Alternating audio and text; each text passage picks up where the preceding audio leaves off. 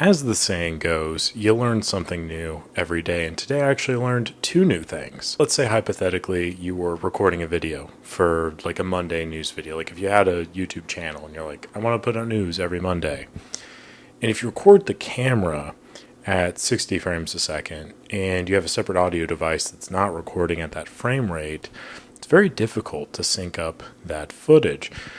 Now, say you find that out late at night and you think, oh, that's okay, I'll just record again really quick and it'll be great. But for whatever reason, maybe the cord that's plugged into your microphone isn't plugged in properly and the audio is just unusable, and you spend 24 minutes editing it only to find out that it's just not going to be good and you just should start over again. This is hypothetical. Welcome to the first and please, hopefully, last edition of Bronco News at Night. Bronco.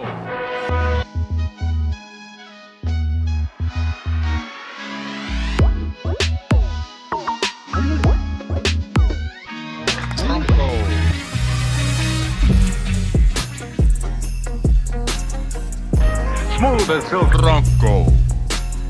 Built for fun Bronco.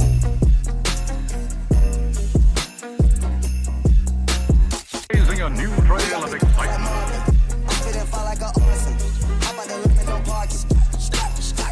You talking about gas, we have in the forest. Straight from the gump, no forest. Wide open like a forest. Who you talking about? Forest Whitaker. Alright, I hope you enjoyed that. That is the new intro for the news videos. I've been working on it a little bit here and there. I might tweak it just a bit in the future, but for now that's what we're working with. That is also the shout out for the members. Again, I appreciate all of you guys so very much. Remember, if you join the channel, you get access to the exclusive videos, early access to other videos, and you're featured on the special shout out every week, as well as the ability to vote on upcoming videos. So feel free to join the channel so you don't miss out on all of those opportunities and then some. But if you can't do that, completely fine. Just like the video if you enjoy it, subscribe to the channel. All of the support helps. I don't have a script, I just have like the bullet points, but I've said this now. This will be my third time, so I got it really refined. I think I blast through this pretty quickly. 10 o'clock right now, so I'm hoping to get this out by about 11, but we'll see how it goes. Anyway, we have a lot to talk about today, full docket. We'll begin with Kodak, and they have released their financials for the fourth quarter of 2024, as well as the full year 2024 financial results. The boilerplate, boring information stuff is that numbers went up and then numbers went down. Profits kind of went down. Consolidated revenues also went down, and some of the numbers overall were kind of down. Now, Jim Continenza, I messed up his name the first time around, so I'm really glad I got to re-record it just so I could nail it, but Jim Continenza, who is the executive chairman and CEO of Kodak, spoke and said Kodak's core business performed as expected in 2024 as we continue to execute our long-term plan, which includes increasing operational efficiency, shredding unprofitable business, and investing in growth,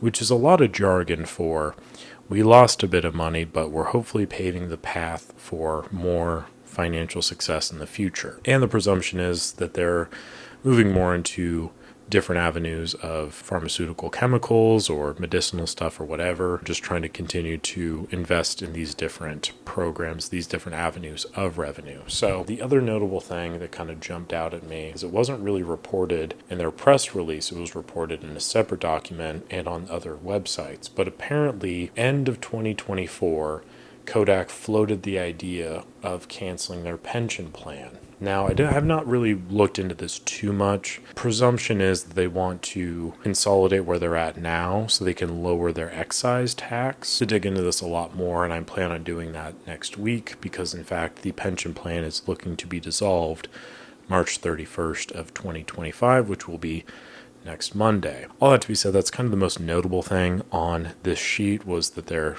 moving ahead on canceling that to hopefully lower a tax rate. The company's revenue for the year reflects a decline, but it is in line with expectations as we continue to concentrate on delivering improved gross profit. And in the next year, we continue to focus on our growth areas and converting our historical investment into returns for the long term, which I guess is good to hear. It's good that they're not chasing like immediate success. They're like trying to pave the way for future success. Hopefully they'll stick around for a while. I am curious to see how they will react if there all of a sudden is a very affordable color film on the market that could potentially rival their Gold 200 from Lucky, from Light Lens Lab, or even the Orwo NC200 that maybe is potentially coming out. If any of that happens, it'll be interesting to see if they pivot, maybe release new emulsions, maybe lower prices.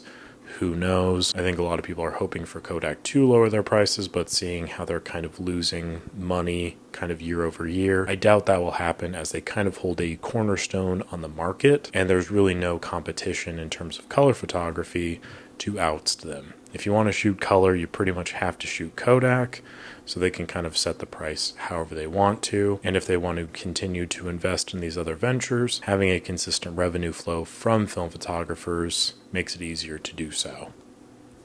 It's great. To the next bit of news, and it's Fuji news, but not really Fuji news. Fuji just released a new camera. It's a digital camera, the medium format.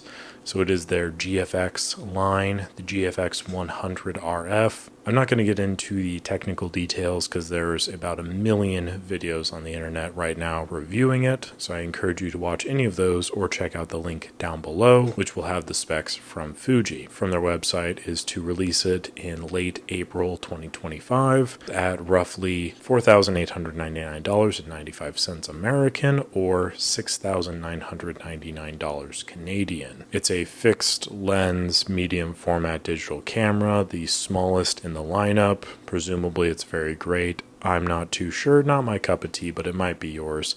Check it out all the same. Light Lens Lab has a new lens out. This is the Z21 50mm 1.5 lens. They've released a few pictures of the prototype. It looks really cool, I think. I can't really speak too much about the lens, but it was supposed to be a replica of a previous lens that I'm also not very familiar with. I'm really good at this new stuff. They're hoping to send it out to some people to review. Past that point, they're going to release more information in May 21st of 2025. Pricing, availability, release, all of that good stuff. So moving on to Kamerastore, which is having a huge sale from today, the 24th, until the 31st.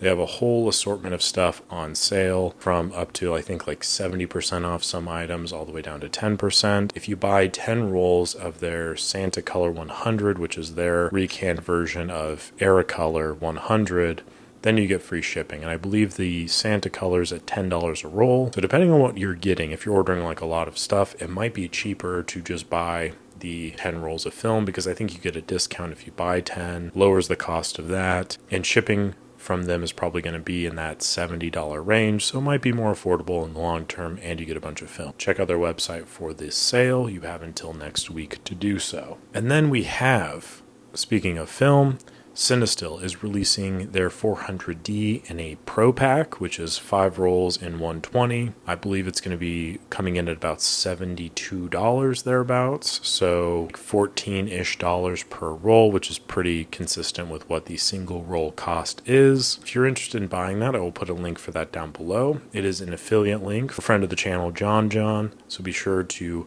click on that to check out anything that Cinestill has to offer. Highly recommend that. Speaking of John, we had an event last week.